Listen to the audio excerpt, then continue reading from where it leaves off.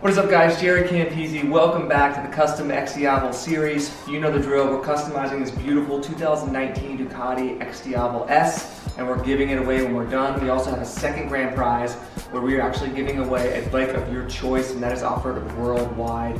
If you guys want to help support these series and be entered to win one of those awesome prizes when we're done, check out the Patreon page. It's always the first link in the description below. Today, Christina and I are actually going to be installing a mod that's very, very important. Ducati Spacers, which is going to get rid of this sloppy throttle. So this should be fun. Stick around. Enjoy.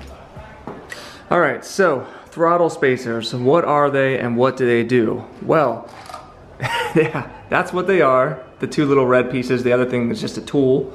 And actually, so we got these from Ducati Spacers. That's the company right there. It's actually Kevin, if you watched our Xdiavel versus Speciale video. Kevin is the owner of this company, so you can get them from DucatiSpacers.com. Also, Moto Million carries them, so whatever you guys choose, it's up to you. But the instructions are amazing. Yeah. Very good job, Kevin. They have awesome instructions. 1-20 walks with you through pictures. it. I mean, this is how every company And they should even be. send you the tool that you need, or one of the tools that you need, which is really nice because it's kind of like a rare tool. So that's what we're going to be doing. But basically, so what these do is, see this right here? So the Xdiavel isn't as bad as some of the other bikes. The Panigales were a lot worse than this. It was about twice as bad. But this right here, we call it Throttle Slop. This is how they come stock. And what you do is you install these two little spacers here, and it tightens it up so that there's none at all. So that's what we're going to be doing today. You might think that this isn't a big deal, but it actually is. Not only is it annoying on downshifts, but it's also annoying when you come to a stop and your whole hand goes like this. It can actually be a little bit dangerous, and I'm not sure why they do that. There probably is some sort of reason, but for the sake of what we're doing for riding on the street, I don't want that in there at all. I want it to be precise and exact. So that's what we're going to be doing, and I think to start off, we have to remove this throttle housing right here. So we're going to remove these two bolts here, and then these two bolts here, so that's what we're going to do right now. Teen's already grabbing the wrong tools. I didn't grab the wrong Did you tool. show them our amazing toolbox? Look at that, that's all the tools that Jaret owns. Not quite the same as Dado's tools, but we gotta start somewhere. Oh, are you doing the install? No, here you Oh, go. okay. Because they're gonna yell at me if I make you do it. Okay, so we're just gonna follow through the directions. Basically it says locate the throttle assembly, that's this right here. And it says using the tri-wing bit, that's the bit that they include with the kit. Alright, so I think it's just these guys right here. The cool thing about this modification is it's very helpful, but it's also not super tough to do. You know me, if Christina and I can do it, then it must not be that difficult. Alright, up next we're just going to do the Phillips head screws. I haven't removed anything yet because I just wanted to do it all at the same time. You can already see the housing starting to come loose here. Okay, got all the screws out. Now this should just come apart. We can remove this piece completely. Just set it in here. And then for the rear part of the housing, you just pull it back as far as you can, but it's going to remain attached because it's actually attached to some things down there. Actually, I think that's probably good enough right there. And then these are the two things that we were trying to get access to. You see right there, that's what creates the slop in the throttle. And so that's where we're going to be fixing it. Okay, so the larger one's going to go on the larger one here. And all you do is just pull the throttle back and set this in there. And then just using a flathead, just kind of want to push that on there. Make sure it goes all the way on. All the way back, just like that. And you can already see that we're starting to take the slack out. And then when we add the smaller one, it'll take it out completely. Okay, just pause that. Oh, there it is. So now, you can see there's no slack at all. Now when this moves at all, the whole housing is going to move until we tighten it, but now there's no slop anymore because now there's that spacer there and that spacer there. So that's what a throttle spacer is, and that's how they work. So let's put it back together and I'll take it for a ride. Alright, so now we just move the rear piece back into where it was originally, just like that. This part goes back on, just like it was originally. And then I'm going to hold this. Yep, there we go, it's good. If you screw anything up, when you twist the throttle, they'll actually start to come apart, and that's how you know you didn't put it back together correctly. But as you can see right there, everything works good. So now we just put the screws back in and we should be good to go. Alright, so just reattaching the screws. I'm starting with the bigger ones first, because they're the ones that actually hold it together.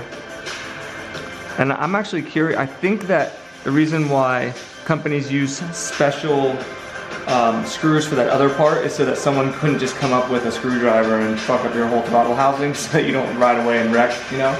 So I think that's why they do that, but I'm sure somebody can probably tell me in the comments below for sure. Okay, so when you're putting the tri-wing screws back in, be very careful because they can be stripped or cross-threaded, and since they're specialty screws, they could be hard to get. So just make sure when you originally put them in there that you get them in correctly. So there you go. That's it for the installation. And as you can see, there's no slop at all. So either on the throttle or off the throttle, which is really nice. And it's really what you want. So what I'm gonna do now is throw my GoPro on, take it out for a spin, and let you know how it feels. God, I love the sound of that freaking exhaust. It's so ridiculous. So one thing I noticed already, when I'm coming to a stop, before when I used to have that slop and I would go to reach for the brake, I would just get a little bit of like, obviously like slide and stuff like that. And it doesn't seem like it would be a big deal, but it actually can be, because it just can cause you to lose your balance a little bit. And if you come to stop on some gravel or some stones or something, you could drop your bike. I mean, that's probably an extreme case, but man, everything just feels so much more premium whenever you don't have any sort of movement in your throttle. So, I mean, it's such a simple mod, and I think it's only like 20 or 30 bucks or something like that, but we've put it on every single custom build that we've done. We put it on the 959, the 1299, the V4, carbon V4, and then obviously the Xdiavel as well. And I think that they have them for all different types of motorcycles and all different types of manufacturers and stuff like that. So it's really a must-have mod for anybody who's got a bike that has throttle slop.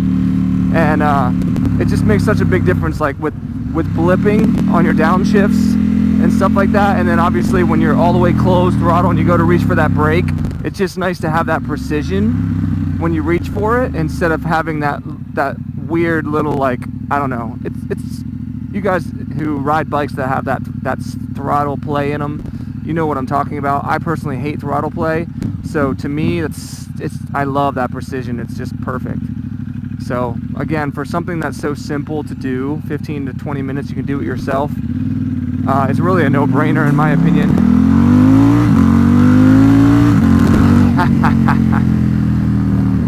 They like it.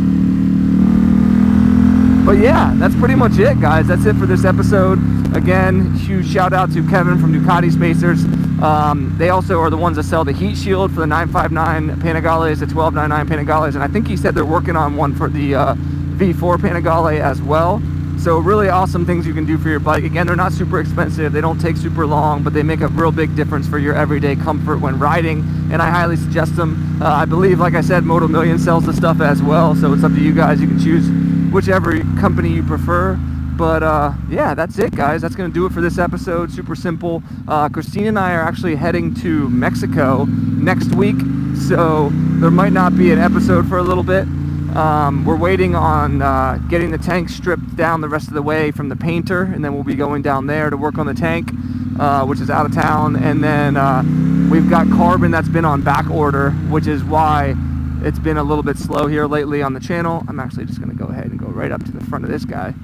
But yeah, so it's probably gonna, towards the end of this month, we're gonna be getting a lot more done with this bike. It's probably gonna carry over into June, and that's when we'll finish the build. And I actually just ordered the next bike for the build. As I let you guys know, it will be a Super Naked. I'm gonna listen to all the patrons and all of you guys on YouTube that said they wanted a Super Naked, and I cannot wait to share what bike it's gonna be for you guys. So yeah, I think that's gonna do it. If you enjoy what we're doing here on the channel, make sure you subscribe, hit that like button, that helps us out.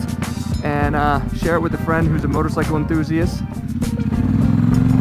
And I'll see you guys in the next one.